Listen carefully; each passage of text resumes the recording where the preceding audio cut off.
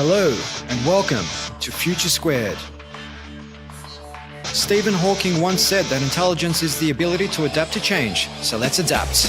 My name is Steve Glaveski, and each week I'll bring you conversations with preeminent thought leaders from a variety of fields to help you think in a multidisciplinary way, keep goals in your professional and personal life, and better navigate what is fast becoming a brave, new world.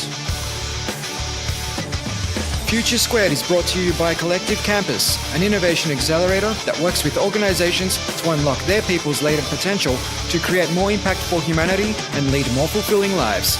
If you need help driving your organization's innovation strategy, visit collectivecampus.io. And without further ado, come with me if you want to live. And now that is setting it up. And I do it in the same spot. So I'm doing it in this environment. When I get out of bed, drop to the floor, I do one push-up. So it's a trigger. As soon as I've got a pre-existing thing that happens, I link it, I set up the conditions, and my sole goal is not, oh my God, that was the greatest push-up in the world. Your sole goal is just do the same thing in the same spot every day. And over time, what happens is your brain says, oh God, you're doing this thing repeatedly. You're way too inefficient trying to consciously do it. We'll just write a program, and then it eventually becomes habitual, and then you go, well, I'm starting to feel stronger, I'll do 2 push-ups, and then I'll do 3, and then eventually you start to build up this beautiful habit that serves you. welcome back to Future Squared for episode number 338 with Steve Brophy. Steve is a passionate and innovative educator with 17 years of experience both locally and internationally in K-12 schools. In his role as the Director of ICT and eLearning at Ivanhoe Grammar in Victoria, Steve is responsible for overseeing the digital strategy and development of the school. Steve was recipient of the 2017 Digital Learning and Teaching Victoria Outstanding Leader of the Year Award. He's also the co-host of the TeachTechPlay web show, organiser of the TeachTechPlay conference, and co-host of the Design and Play podcast. But not only that, Steve is also the founder of Thrive Capacity, which is what he's here to talk with us about today. There, he offers peak performance coaching for individuals and businesses on focus, productivity, habits, and flow. And he recently returned from a week away in San Jose's Redwoods with Jamie Wheal of the Flow Genome Project. So he was primed and ready to deep dive into this thing called flow and unpack, 1, why flow is fundamental to living an optimized life and reaching self-actualisation, 2, what the many barriers to flow are in our day-to-day lives, and 3, how we can get to and spend more time in flow. We geeked out so much in this episode that after I had officially signed off on the episode, Steve and I kept chatting about flow for another 10 or so minutes. Fortunately, I kept recording, so I decided to bring you those off-air takes as well. So please excuse the false start, if you will, or false end. With that, please enjoy my conversation with the one and only Steve Brophy.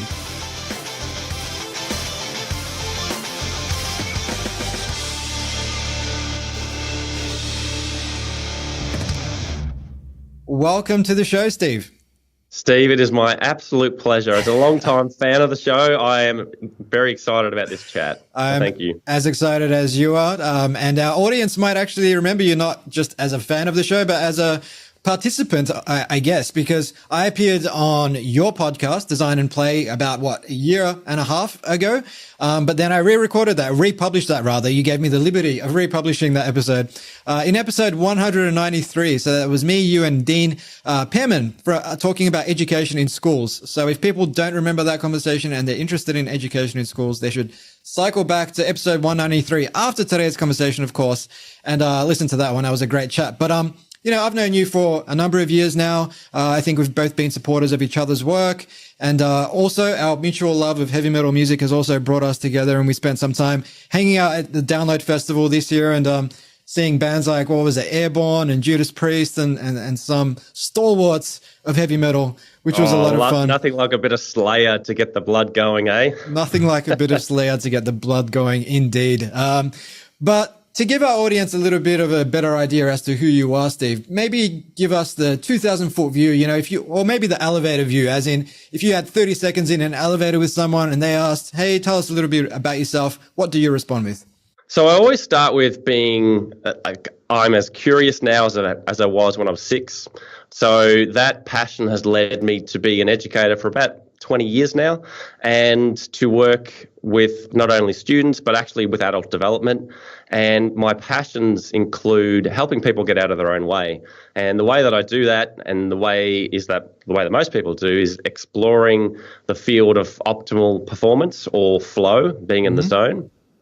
And basically, my passion is helping people grow and develop no matter what stage they are in at life. Yeah, fantastic. Absolutely love that. And we'll obviously touch on flow throughout this conversation. But before we get there, I guess, I'm a big believer that in any domain, whether it's in schools, whether it's in the corporate world, whether it's in the startup world, you have people who just kind of exist and get by. And then you have a small percentage of people who really buy into the mission, they buy into their work, and they go above and beyond to really deliver. And I know, from what I know about you, that's definitely been the case with your work. And I think it was just last year where you were honored with an award in the K-12 space.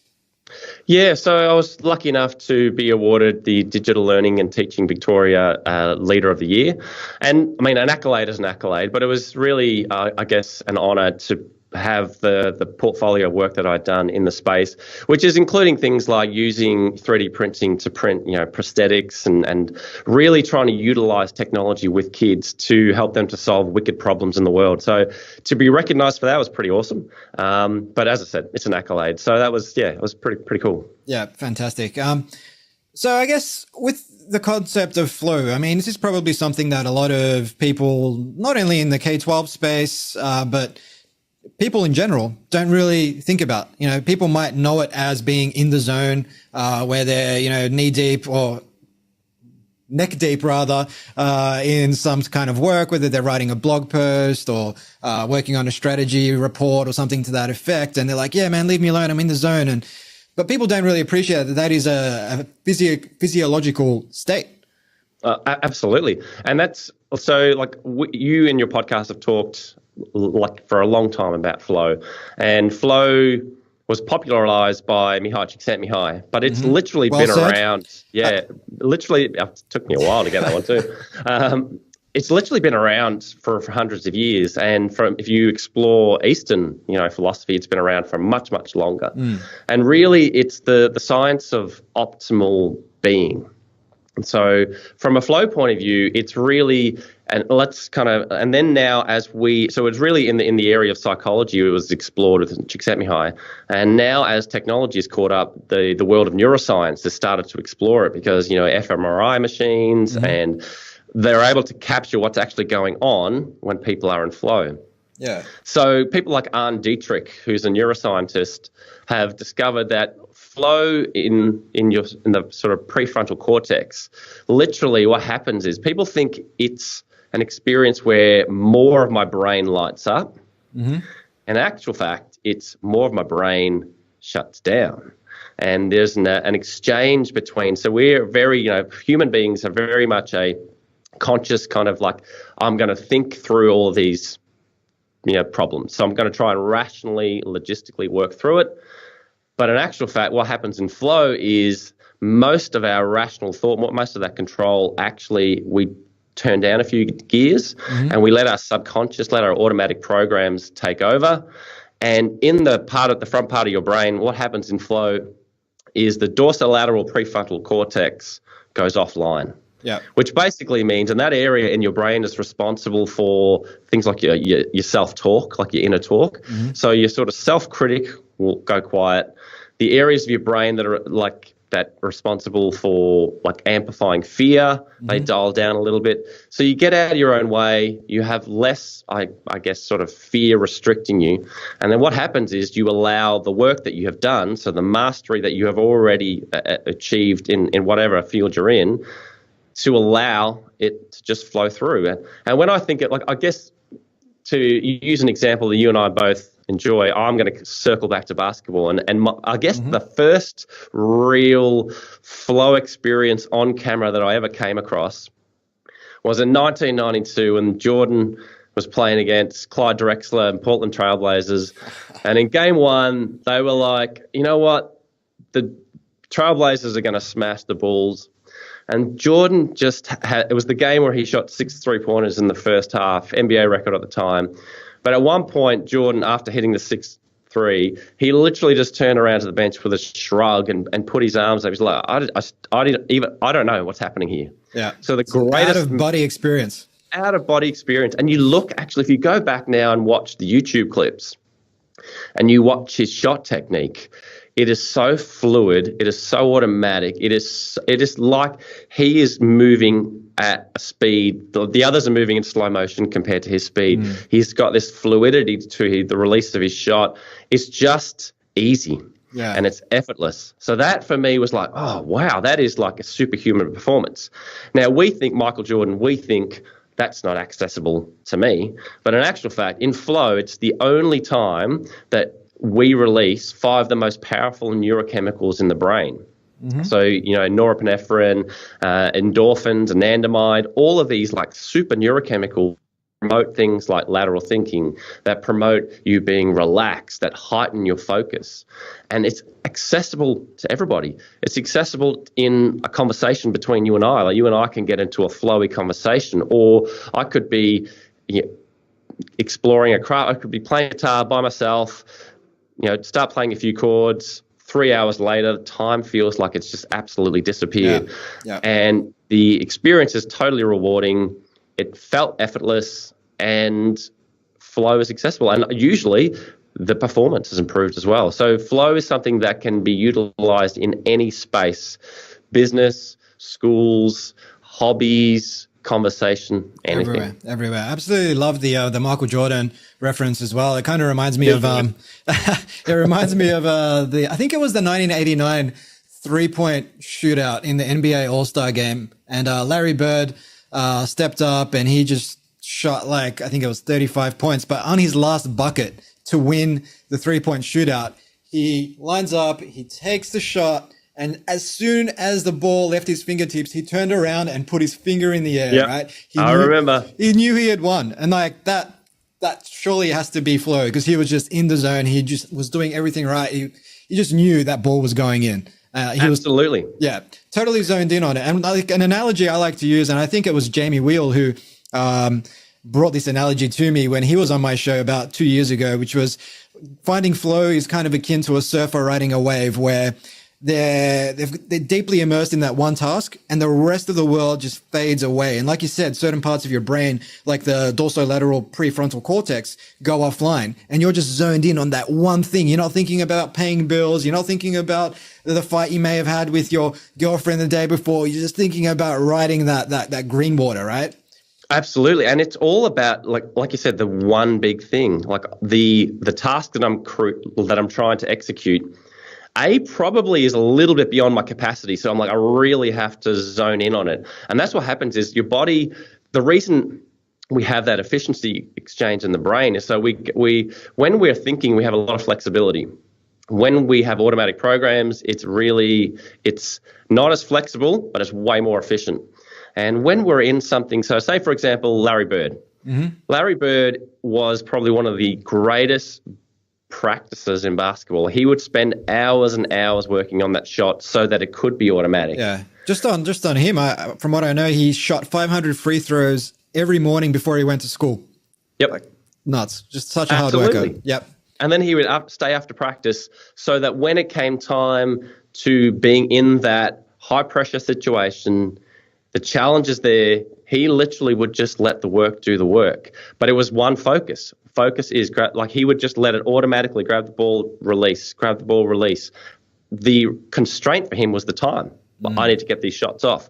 But it's also the thing about is having one key thing to work on, so a clear goal, and then also being able to understand how do I know, what's my feedback loop around that? Am I getting feedback on how well I'm doing? So if I'm coming down a wave, is the wave closing in on me? You know, do I need to kind of adjust the way that I'm riding? Do I need to? So everything, like the detail is like it's decision made by step by step by step, and you're so in the moment because you have to be in the moment.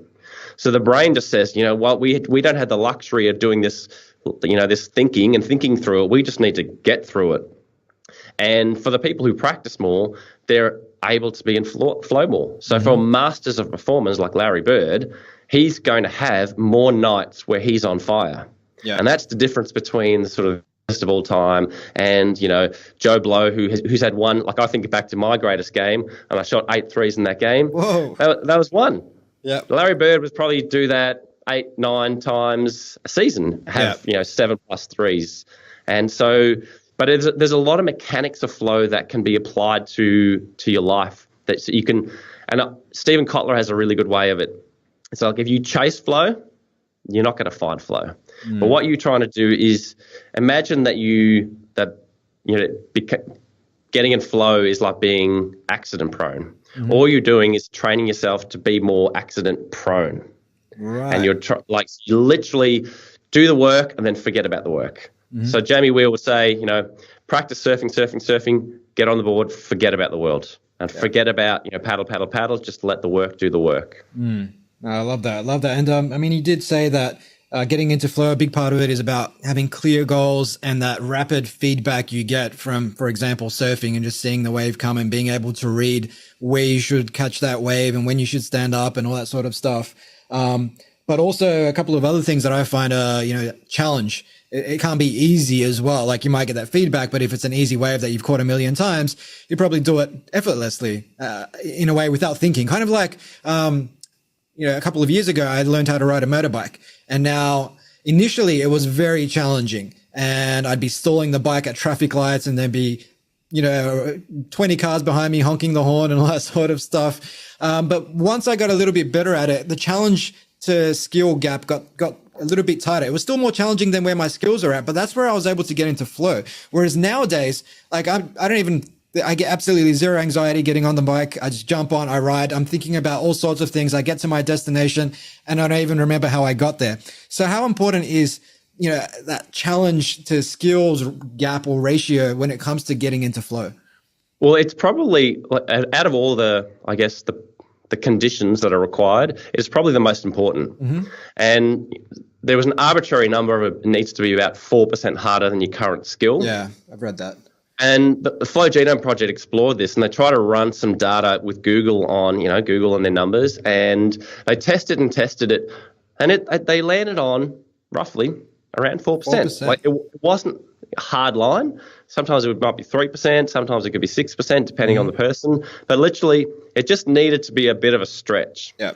And one of the key things with flow is it's on a cycle as well. So, for example, you're learning to ride a motorbike. You are embracing a struggle. The first part, it feels really clunky.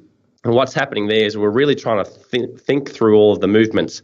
I have to think about putting the clutch down. I have to think about changing the gears. I have to think about where everything is. So it's a really, really complex process that really hurts your brain. And then so what the Flow Genome Project have done is develop the flow cycle, which is based on Dr. Herbert Benson's work. And he's a Harvard MD who has developed a 4-stage cycle, which is basically the struggle. And we all know the struggle. And within the struggle, one of the key things that's really important, a lot of people will struggle and then think, I just can't get this. This is not going to, their mindset throughout the struggle is actually detrimental to them. So that they'll struggle, and believe that the struggle is against them, fixed mindset, they give it up. But for you, you struggle, you fall off, you fall over, you fail, you laugh. Yeah. You're like, I'm not going to get it yet. I haven't got it yet. And then the key part is the release. So the release basically is do the work, then stop, down tools, go and complete some activities that are completely separate to that activity. Yeah. So really, like, if you're learning a new movement, you struggle through the movement and then you leave the movement behind and you go away and do something else. So, for example, if you're doing a creative task and you're doing a struggle and you're trying to brainstorm new ideas, trying to write a blog post, it's not happening. If you then go for a walk for an hour or go do some gardening, something light physical activity that sort of involves your body's brain, involves your body, but it's not really an intellectually, challenging task, then you have more likely to have your aha moments because you're just allowing your body, allowing the work that's been happening to your brain to process it, those neural pathways release, and then you're more than likely to tap into flow the next time you come around. So it feels easier the next time. Yeah. And so the next time you get on that bike, it's like, oh yeah, I got that.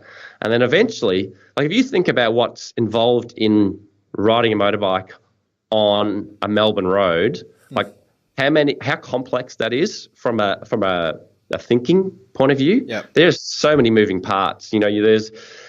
There's you navigating traffic. There's you navigating others there. There's you unmoving in space, understanding turn here, like slight adjustment. That's a really complex task that you now have automated so easily that you can now think about other things. And that's one of the key things is if, like Jamie Wheal will say this often, if you want to get better at flow, learn to struggle better. Yeah. And then the final phase of that cycle is to recover and learn to recover deeper. And it's one of the key things, like with your 6-hour workday, you are creating more conditions for recovery and for rest. You're creating more times where people can decouple from the work week, do the work and do it intensely, but then have more time to allow yourself to recover, for self-care, to look after your body and all of these sort of elements. Yeah. So, yeah, really important. Very, very important. And there's so much in that I'd love to unpack, and I don't even know where to begin. But I mean, on the struggle, I guess that's exactly right. It's easy to give up when something is difficult. And, when we talk about that challenge ratio or things being 4% harder than what you're capable of doing, sometimes things are 20% harder and you're just so frustrated and it's too hard and it's very easy to give up in that moment. But one thing I like to remind myself of in that space is an old Zig Ziglar quote, which is anything worth doing is worth doing poorly until you can do it well. And just acknowledging the fact that, hey, I've never surfed in my life. This is going to be hard. Or I've never ridden a motorcycle in my life. This is going to be hard. I'm going to suck. I'm going to stall. That's normal. That's all part of the learning process. And I think just reminding yourself of that is going to make you put yourself in a position where you're more likely to keep getting up, keep trying, or as Rocky Balboa said, keep moving forward every time you get knocked down. Life's about how hard you can get hit and keep moving forward. And I think that's so key. But something else that you mentioned around recovery, rest, going off and doing something unrelated, or even going off and having a nap. I think it was Matt Walker, the sleep doctor, essentially, who wrote the book Why We Sleep. He speaks about the advantages of when you're learning something new, if you have a nap or if you have a good sort of 8-hour sleep cycle with deep REM sleep, you're more likely to retain a lot of the new sort of learnings and the muscle memory and everything else that goes into learning something, whether it's a physical task or an intellectual sort of knowledge piece or something to that effect. Is that something that you have discovered in your sort of journey down this rabbit hole? Absolutely. Love Why We Sleep as a book. And one of the key things that Matthew also talks about is sleep is like I think about my son. My son's 4 at the moment, and trying to get him to bed is a real challenge where I'm like, oh, please let me go to bed. And then when I go to bed, I really have challenge sleeping sometimes. And it's this complex thing that allowing our body to get good rest. Like if you were to do, like if listeners to this podcast do one thing and have one singular focus on getting sleep right. Mm-hmm. The rest sorts itself out. Yeah. Because I know that if I get out of bed and I've had that, that good night's sleep where you feel like $1 million. Yep. My disposition is better. I'm a better husband. I'm a better father. I can think better. I can move better. I've got more energy. I've got more resilience. From a mental point of view, my mindset when I'm moving through the struggle is I'm embracing it. I'm smiling. So for listeners, get sleep right. The recovery part is the one thing that humans don't do very well. And it was really interesting in Why We Sleep, Walker also talks about that there's been the largest, it's not even a study, but it was basically they looked back in time at so let's say I sleep on average 8 hours, but when daylight savings kicks in, I lose an hour's sleep. Yes. And what happens then is they started to look at, well, what happens when daylight savings kicks in and we lose an hour's sleep? And they noticed that there was a spike in accidents. There was a massive rise in all of these things that are preventable. Heart attacks as well, I think. And heart attacks, absolutely. And then they on the flip side of that, they looked at what happens when you gain to sleep, and there was a reduction. And it's one of the key points to that is a lot of people think that I can get by with 6 hours sleep. Actually, you can't, because it's one of those things you prop yourself up with coffee, you prop yourself up, you're a little bit more agitated, and then that becomes part of your personality. But if you were to deliberately prioritize sleep, get your 8 hours, and just run the experiment. Say, I'm going to do this for 6 weeks, complete focus on it, turn off my no devices after 7, 8 p.m., blue light, reduce that, turn lights down. You set up a really good routine, go to bed at the same time, wake at the same time, and then just see how you feel. Yeah. Well, it's life. Yeah, it's the whole thing where people don't know they're sleep deprived when they're sleep deprived, right? And some people might say that they can sleep 5 hours a night, and I think there is a small percentage of the population that has that gene or whatever it is that they can get by with 5 hours of sleep, but that's like 2 standard deviations from the mean, right? It's like 2% of the population, maybe even less. Everyone else, you need at least 7, if not 8 hours sleep a night, and 7 hours. I think the saying goes, if you get 7 hours sleep for an entire week, that's the equivalent of pulling 1 all-nighter in terms of the effect on your body. And you can't pay off that sleep debt by sleeping an extra few hours over the weekend. That damage is done and you can't undo it. Absolutely. Yeah. So it's incredibly important. And people think sleep, nutrition, exercise. No, sleep is the absolute foundation. I'd say nutrition next, and then exercise. Get those 3 right. Your gravy. And then, look, there's nootropics and there's all these other things that you can consume and do to get you into an optimal state and take supplements and whatnot. But if you're not getting that sleep in, if you're not eating reasonably well and moving, all those supplements are going to be for naught. Hell yeah. Well, Neurohacker Collective, who produce Qualia, which is one of the leading nootropics on the market, you look at what they list as being the key elements to living, an optimized life. 80% of it is sleep, 80% of it's nutrition, 80% of it is this, and so they have and then sleep hacks are the extra 20%. So in each area, if I take sleep, 80% of it is just set up a good routine and get sleep, and then there's all of these extra little benefits on the edge by hacking and biohacking and doing all these things, but literally. Go to bed at the same time, wake at the same time, good routine, no screens, do that for 6 weeks. You're going to feel like a new human. Yeah, 100%. And it's like you said, it's the foundation. And then nutrition. Well, I love the saying that I learned when I worked in gyms for years.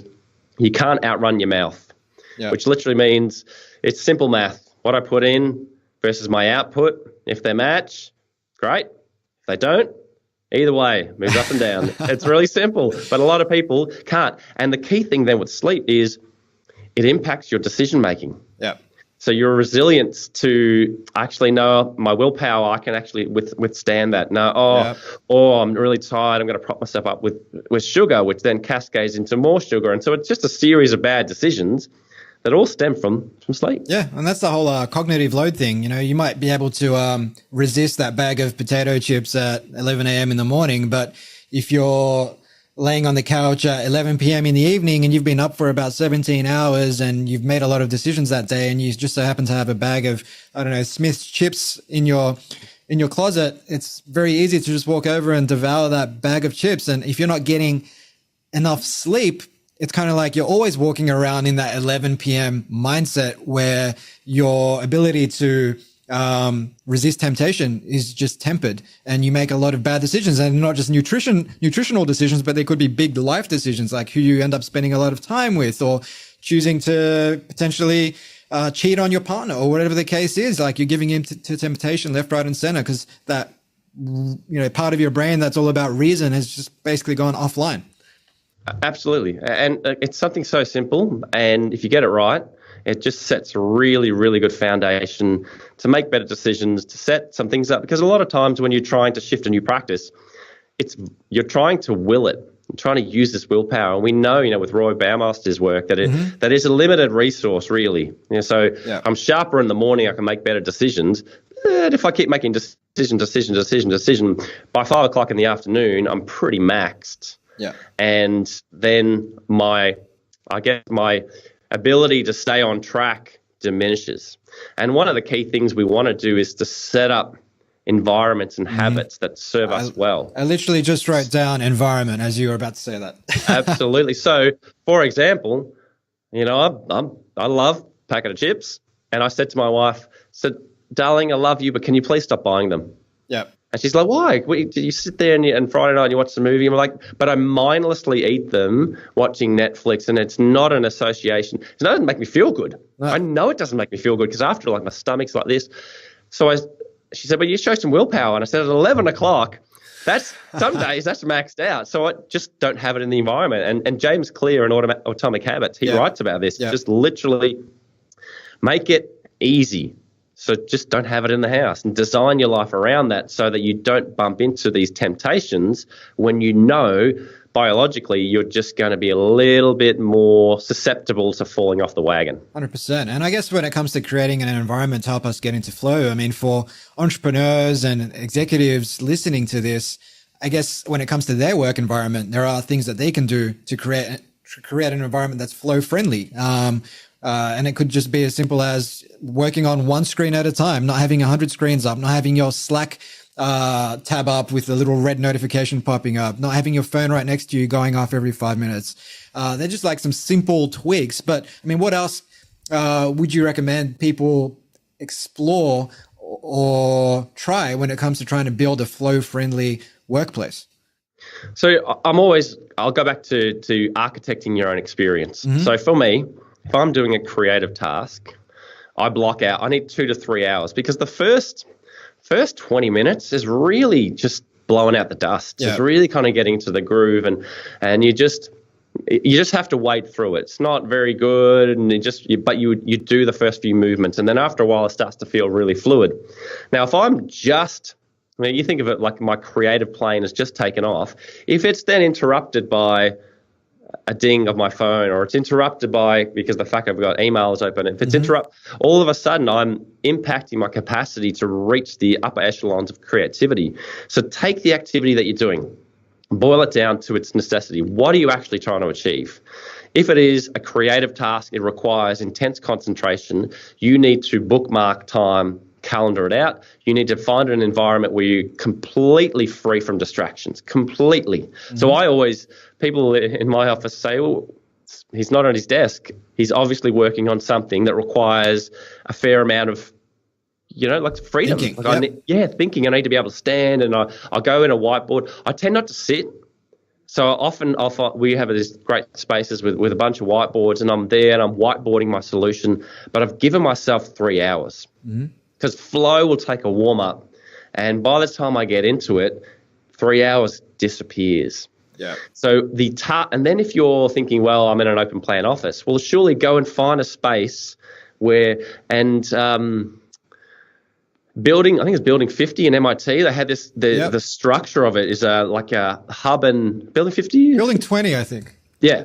Building 20. But basically, it was this ramshackle building that was designed post-war that had walls that could move, and people had these spaces where they could go away and work in solitary by themselves, and then they could come in together and meet and like a watering hole type of feeling, talk to other people, and often you need some social connection. So for us, you gather around the coffee machine, you're having conversations. Like some of the most flowy dialogue has happened after an intense period of concentration of then going, oh, I'm done, I'm tired. So my release phase of flow, I go and have a conversation with somebody else from work. Then I start getting all of these insights into the little, the sticking point that I had. Beautiful. You also then deeply connect with the people in your office. So and James Clear also talks about it, is each place that you work at needs to have a specific activity tied to it. So we try to make our one spot our creative place, our admin place, our social place. Mm-hmm. And so we basically multiple personality disorder in the environment. You're like, what am I supposed to be doing? I want to be creative, but then I've got ping. This is why I haven't got a television in my bedroom. Absolutely, absolutely, because it's meant for two things, and that they're both awesome things. Yep. 100%. And I mean, just quickly on MIT Building 20, they had, what was it? Space War, the world's first video game, came out of that place. Radar technology, and I think Noam Chomsky, his work on linguistics, his revolutionary work in that space, came out of that building, because it was just bring people together, let them throw stuff against the wall, and just see what happens. Multidisciplinary approaches and all that sort of stuff. But when you have too many constraints, like constraints can be good for innovation, but when you have too many constraints, and those constraints essentially subdue people's energies and their ability to get into flow and just think freely, then you end up with very, very vanilla outcomes. Absolutely. And the key thing is designing. So a lot of people think that we're going to be in flow and I'm going to be in flow for 7 hours. Like, that's just not achievable. I think it's like 4 hours a day max that you can get into flow. Max. And a lot of times it's more like there's flow is like a continuum, really. Like, you've got micro flow. So you might have a conversation with somebody and it just time has disappeared and a few elements of flow have shown up.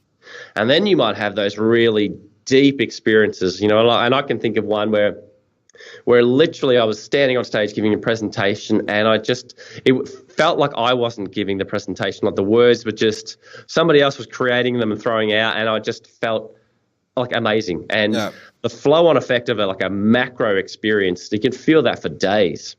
But the thing is being able to design our environments to tap into, so set yourself up to be more accident prone. Mm-hmm. And so this is the work that you've talked extensively about, is if you have notifications on, like just the simple things, like these are all just behavioral things. Like, this is sort of B.F. Skinner work. Like, if this is dinging, Pavlov's dog, I got to go check my notification. Like, that's literally somebody controlling your experience, controlling your life. Yeah. So if you can say, you know what, I'm going to turn it away from being that push to being a pull. Like, so for me, I check email twice a day. Mm-hmm. At 11 o'clock, I'm ready to check email, get into email mode and go boom, right through it. And then I check it again at 2:30, 3 o'clock in the afternoon. And most of the times people, if it's really pressing, will call you. You can solve it way more in a dialogue, or they solve it themselves. Oh, yeah. Yeah. And the whole notion of inbox zero being like a badge of honor in the corporate world is just so flawed. I think the average executive, from what it was about 72 times a day, the average executive checks email, which if you think about that, it works out to about once every 6 to 8 minutes from memory. Now, if you're checking email that often and it takes you about 23 minutes to get back into flow after you've been interrupted, then it's no surprise. You're spending absolutely no time in flow. You're getting to the end of your day. You feel absolutely exhausted because your brain's just been task switching the whole time. And even though you've been busy being busy the whole time, you've got literally very little to show for it. Absolutely. One of the best summaries of email is somebody else's to-do list. Yeah. So literally you are letting somebody else dictate your experience at work. And if you think about that from a business point of view, like these highly paid executives, checking every 6 to 8 minutes, you total that up over the week, what that would equate to in terms of output, it's not a whole lot. No. And the key part is, for me, email is a means of communication. That's the origin of it. Purpose. So we just need to prioritize better. That's the key thing. Is like, at the moment you're saying that I'm prioritizing this other people's demands on my time.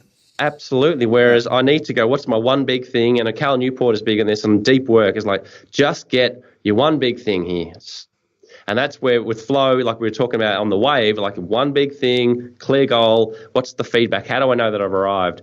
This is I'm going to set myself a challenge to knock this proposal over in 3 hours. Consequences as well, right? So if I don't, absolutely, it could be a huge wave. And if I don't catch it properly, or if I don't read it properly, it could clean me up and snap my board in two and maybe break my leg, right? So in the corporate world, I guess this sometimes shows up where people might procrastinate, and then it's like, oh crap, that that proposal is due tomorrow, and if I don't get it done on time, my boss is going to, slap me on the wrist, to use a proverb. But and then suddenly you're like just smashing through all this work and getting this proposal done in the little time that you've got to do it because of those big consequences. Absolutely, and high consequence is a flow trigger. So that's why that impending deadline is for often, and sometimes you do the work 2 weeks out. The work is not as good as the work that you did with the impending deadline. Yeah. So how do you design the experience to create those conditions where you have high consequence? Yeah. And it might be that, you're going to get your boss to check in on the progress of that proposal. And he's just going to say, oh, so I've got an accountability to this experience.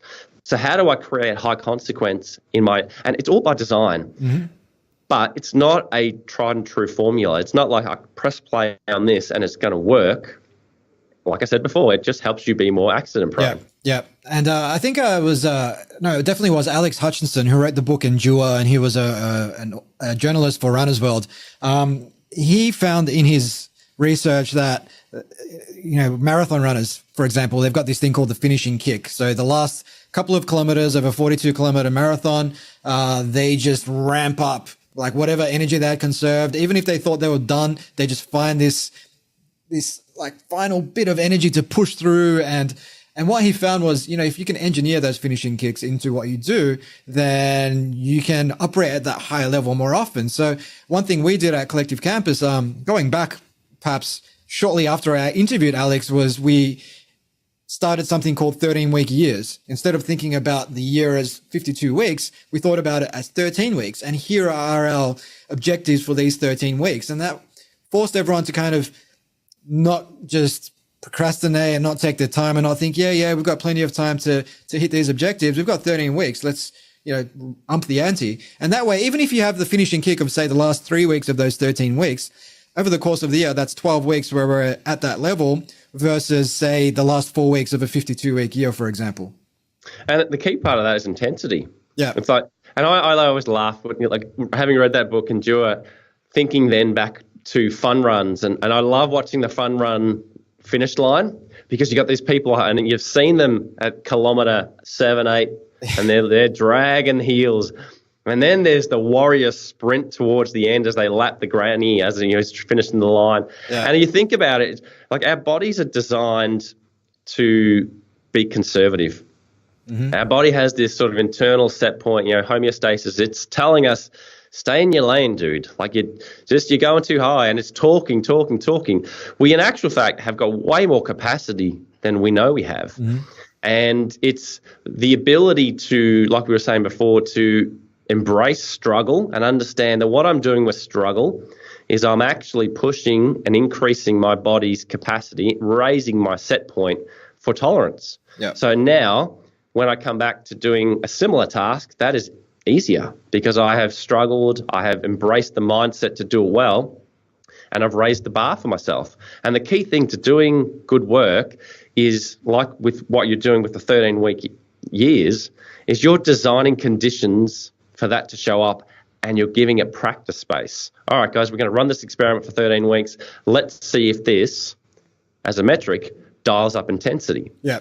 And you can tell that by output. Yeah. And I think like that practice and repetition is so important in this space because everything you talked about when it came to getting into flow, creating a flow-friendly environment, just focusing on the one thing, even though it might be the hardest thing, doing that first. I guess from an evolutionary perspective, like you said, our bodies want to be conservative. We want to optimize for the lowest hanging fruit, so we waste the least amount of energy. And so when it comes to our mornings and we sit down at our desk, like everything in our being just wants us to do the easy thing, which is to check email, to jump onto LinkedIn, to respond to some messages, because that's easy. And the idea of actually doing the hardest thing first and saying, I'm not going to look at anything else, and I'm going to spend the next next 2 hours in flow. I'm going to try and get into flow. I'm just going to focus on this one thing and do as much as I can. That's actually kind of scary and daunting for a lot of people, especially if your entire sort of career, you've just gotten to work and spent the first hour or two like having conversations by the water cooler, checking email and doing all those little things that don't really amount to much come the end of the day. So I guess to help people get over that, I mean, is it just a matter of practice. And it might be that when you first start, you can do 20 minutes and then you need to go off and check email. And then maybe the next day it's 30 minutes. And then over time you build up that tolerance to work, say 2 or 3 hours and without interruptions.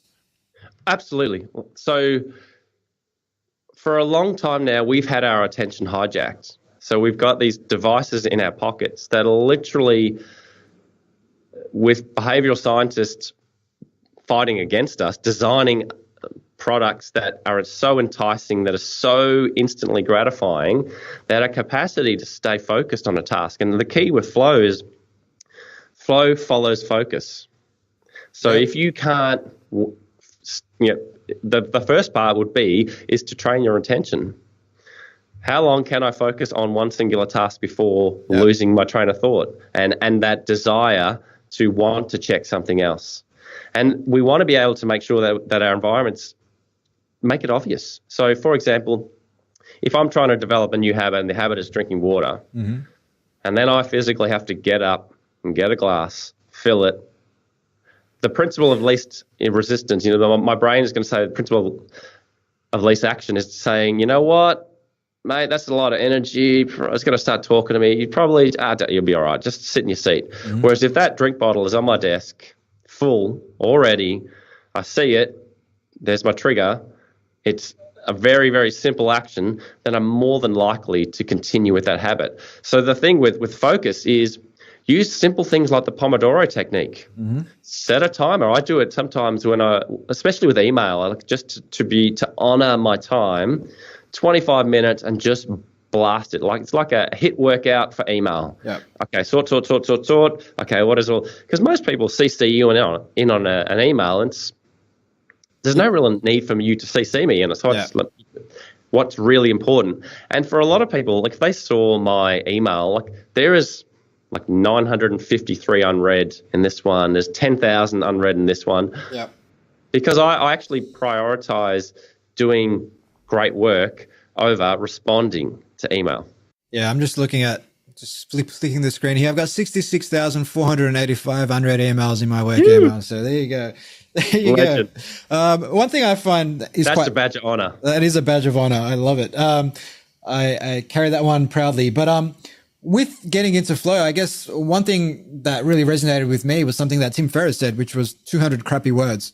If you're looking to, whether it's write an article or whatever it is, what's the smallest possible piece you can do? Because if I sit down to write an article and I tell myself, all right, Steve, you've got to write 2,500 words and it's got to be referenced and written, at a very high level and whatnot, I'm going to freak myself out before I've even started. I'm sitting there staring at a blank page. That's scary. But if I tell myself, Steve, you just got to write 200 crappy words, the grammar doesn't need to be there. The spelling doesn't need to be there. No references, just start.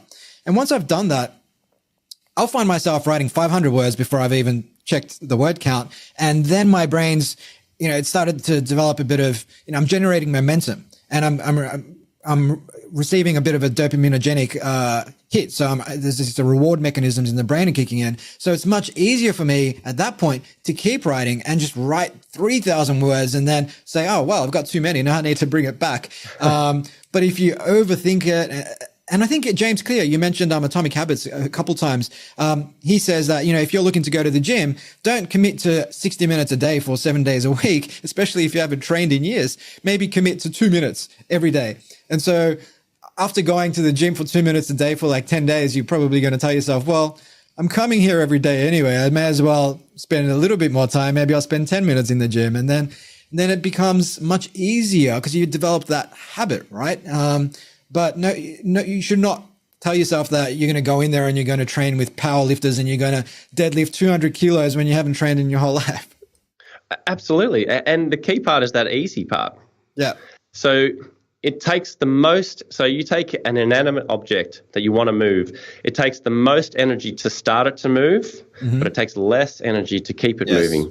And the key part is, what is the smallest step that you can do? For example, if you're wanting to increase your strength and I'm going to do 50 push-ups every day. Well, you just start with one. Yeah. Yeah. And you do, because you take what Jerry Seinfeld does is you set up a chain. I've done one push-up a day for 30 days. Mm-hmm. And now that is setting it up. And I do it in the same spot. So I'm doing it in this environment. When I get out of bed, drop to the floor, I do one push-up. So it's a trigger. As soon as I've got a pre-existing thing that happens, I link it, I set up the conditions, and my sole goal is not, oh my God, that was the greatest push-up in the world. Your sole goal is just do the same thing in the same spot every day. And over time, what happens is your brain says, oh God, you're doing this thing repeatedly.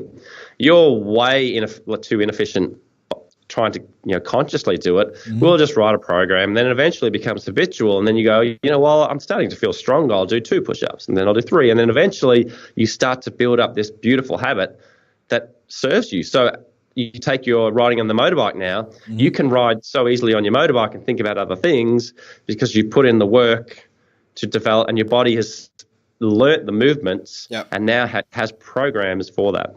Exactly. And just on that, the more you do it, you start to derive benefit from it. It feels good, and you're less likely to give it up because you do derive that benefit from it. And one thing you said earlier when you mentioned giving a keynote talk, say in front of hundreds of people, for example, you can feel that for days afterwards. And, in today's business landscape and just in today's landscape in general, people are more stressed than ever. But spending more time in flow does have that ongoing benefit, whether it's going out for a hike or a surf or doing something that's going to get you into that space. You tend to feel better about life for days on end afterwards. Absolutely. And stress is a necessary component for flow. Mm-hmm. And it's eustress, so good stress. And literally you get, so that you take the constraint approach. Yep. Having that little impending deadline actually drives your performance up. But one of the key things that we're having challenge with these days is if you don't release and let go of that and come back down to normal levels of stress, so you put your body under stress and then just back off and recover, then it moves into the land of distress mm-hmm. and disease and all of those elements. And the key part that a lot of people have challenge with is they get that really sweet spot and they're in flow, but then they keep pushing, and they don't give their body time to recover. Yep. And with flow, if you're in flow and then you have a release, it actually flushes cortisol. It's the body has this amazing way to make your optimal performance feel amazing, mm-hmm. and you feel your well-being's improved, the capacity to learn, all of these elements increase. But it also flushes out those chemicals, those stress chemicals that people don't have habits for at the moment. Yeah. And simple things like breath work, an extended breath, promotes the parasympathetic nerve system, vagal nervous, the polyvagal theory by Professor Stephen Georges literally starts to slow down your heart rate and starts to bring you down a few notches. So you're literally changing state. So our ability to move down a few notches is the part that people need to focus on the most. So get sleep right, but then also learn, how do I take myself down a few notches, mm-hmm. whether it's a walk, whether it's a meditation practice, whether it's just 3 breaths, whether it's box breathing, whether it's, an extended breath out my nose while I look out into the trees, whether it's a walk in nature. All of these things help move us down a few rungs. Yeah. That's the part, the decoupling. That's a key part for you having more flow in your life, but also being able to live a life that's life's not just happening to you where you're always under stress and always feeling that you just can't deal with what's happening in your life. Yeah. And I think what you mentioned there around the vagus nerve as well, I know every time I meditate, it could be a 10-minute meditation in the morning, but afterwards, like my head just feels totally different. And that's from what I researched, aligned with what you said there around the vagus nerve and how the energy just completely shifts in our bodies, in our brains. Absolutely. And I'm a regular meditator, and for a period there, I stopped doing it for about 2 to 3 weeks. And my wife said to me, "You've stopped meditating, haven't you?" It's because you're being an asshole. I just started laughing. I said, because there's this agitation, and meditation is a beautiful practice because for a couple of things, it helps train focus. Yep. And it's not about, am I doing it right? It's literally about dedicating the time to allow you to explore what's going on in your body. Yep. And for most of us, it's us chasing our brains around the room. Oh, it's moving over here. But then you return it back to center, focus on the breath. Explore what's going on in my body. Where am I feeling tension? All of these things. That's a self-care practice. And I think one of the key things we want to do, I've been unwell for the past couple of days, and I have dedicated my time to sleep, reduced everything in my life. All of the routines that I have, I've just put on pause. Self-care, sleep, lots of fluids, lots of good food, light exercise. That'll allow me to get better without antibiotics. Yep. And 100%. And as Russell Simmons says from Def Jam Records, I don't do shit till I meditate.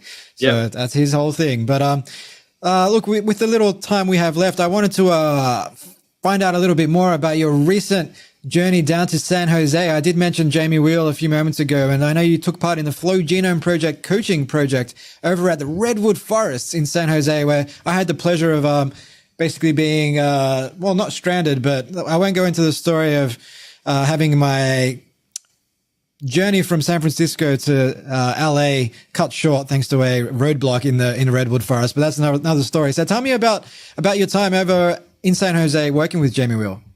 So the Flow Genome Project, for people, obviously, if you're familiar with Flow, you'll be familiar with FGP, but they're a global organisation dedicated to decoding the genome of flow, and not only just the flow experience, that kind of high optimal performance, but also about using flow, or what they call ecstasis, to heal. So catharsis. So the taking soldiers with PTSD on surfing retreats and how that can actually help them dealing with post-traumatic stress disorder.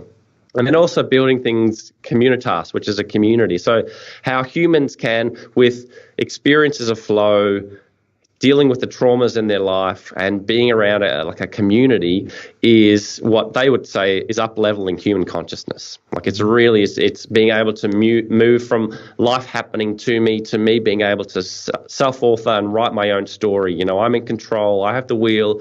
I can make decisions. I can do all of these things. And so the Flow Genome Project has been an organisation that I have done extensive work with, done all their programs. And then they had this coaching certification, which was literally one of the most intensive boot camps that I've ever been on in my life. So they literally pressed us to the edge, and they base a lot of their structures on the Navy SEALs. So they do a lot of work with the Navy SEALs. They do a lot of work with Google, Red Bull, all of these really top-level organizations. And within the Navy SEALs, they have things like swim buddies and boat teams, where it's literally you rally around a group of people and you link in and you don't leave anybody behind. So we have this 4-month program where we explore how to up-level human consciousness. So exploring things like ecstasis and flow, and everything from spirituality, psychedelics, through to breath work, all of those practices that have been proven to shift our state. Then understanding that for people to actually move on in life, they need to deal with the traumas in their life. And from my own personal point of view, flow, ecstasis helped me deal with my own brother's death. It was one of the key things that allowed me to heal in that spot. And then bringing together a community of people. And so this coaching certification has been going on for 4 months. And as an organisation, Flow Genome Project, it is, as I said, the most intensive program, and it's designed for people to coach others in this work, whether it's coaching executives, whether it's coaching kids in school, whatever it is, but it's designed to help people with tools and complexity methods to live a better life. Really, it's about up-leveling human consciousness. Absolutely love that. And you're running a session in a few weeks' time in Melbourne, all about living an optimized life. What can you tell us about that? So I talked about the structures, the boat team. So we have a boat team in Australia with another guy from California who's traveling around Australia, and we have an amazing woman in Japan and in Hawaii, and we're this collection of 8 people, and we've got this boat team called Kokoro, and we're coming together in May 19 in Melbourne to run an event basically around the science of optimized life. And it's not just do these things and you'll feel better, but it's really about exploring a holistic approach to how do I feel better, be more present in my day, and help others do the same thing. So exploring everything from brain optimization through to self-compassion, through to vice optimization. So how do I negotiate the things that have a hold on me, like alcohol and caffeine and so forth? So we're coming together. We've designed this one-day event where you get 6 really, really high-caliber flow educators conducting this amazing experiment for a group of 40 to 50 people, and giving them the blueprint to live better lives. Absolutely love it. I will add a link to that to the show notes for our listeners. I mean, if people got a lot of value out of this episode, which I'm sure they did, this is only the tip of the iceberg. I mean, you'll walk away from that session with a hell of a lot more actionable takeaways that you can obviously apply to your life to start living the optimized life, both inside and outside of the office. So I couldn't recommend it any more highly. So before we wrap up, I know we've just gone over the 60-minute mark. I'm sure you've got time for our lightning round, Steve. I'm looking forward to it, bud. I'm getting ready. I had a drink. As somebody who's listened to this show before, I expect you to have your answers ready. So question number 1, if you could work for any organization at any stage of the company life cycle, who would it be and why? Okay, so I would love to have worked on and it wasn't even an organization, but Burning Man. Yeah. When Burning Man first kicked off, I would have loved to seen what sparked that and what co-created that environment, not just purely but just the ability to create a community that with such values that create such amazing experiences and has lasted for so long and leaves no trace. I would have just loved to have been in the room when that seed was germinated. Yeah. And it's funny you say not an organization. Nowadays, they have a board and a committee and all sorts of stuff. I think it was Marty Kagan, former Future Squared guest. He's one of the board members, and actually got in touch with him trying to get tickets, but apparently it's out of his hands. So that Future Squared relationship didn't really serve me all that well, but that's okay. That's okay. I still love his work. Question number 2, Steve. If you could ask anyone a question, dead or alive, who would it be and what would you ask? Oh, do you know what? I would go to Albert Einstein and I would ask him to verify all of the quotes that are attributed to him all the time, because I just want to fact check, because he is the most quoted person on earth, and I just want to say, did you actually say that? Did you actually say that? Did you actually say that? And then come back with the truth of it, because he, as I said, he's on every presentation slide deck, all of these things. I would just love to verify, did he say those things? Yeah. Him, Mark Twain, and Ernest Hemingway, I think, are the big 3. Like, Mark Twain has been just as many as Albert Einstein, and I think that's a great question. I like your twist on things there. That was good. And finally, obviously we've spent the whole hour talking about flow and rituals and routines, but is there anything you partake in on a daily basis that perhaps you haven't shared with our audience already?